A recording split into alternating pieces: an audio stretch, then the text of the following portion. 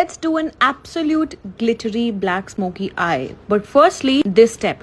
This is the most underrated step, that cleaning up of the brows. This is going to give the instant brow and the space that you need for doing makeup. You start with a black kajal as a base. Since we are doing a black smoky eye, this is going to go perfect under base. Once when this is blended to perfection, it should blend seamlessly into this. Then you would want to pack the darkest color first, that's the black. Once when you add the black, go in with the brown. Once when the brown is blended, you go in with a nude shadow or a compact for that matter. Now you start adding the glitter. Now this is the most amazing part. You can add as little or as much as you would like, or you can also keep it matte completely depending on what your preference. This is how the completed look looks like. Comment down and let me know what you want to see tomorrow. I'm going to be seeing you with another new look, and if you happen to recreate it, do not forget to tag me on stories. I would love to see. If you want to be a professional makeup artist, do join my academy. My academy is situated in Delhi. You can be from any part of the world to join my online classes, so I cannot wait.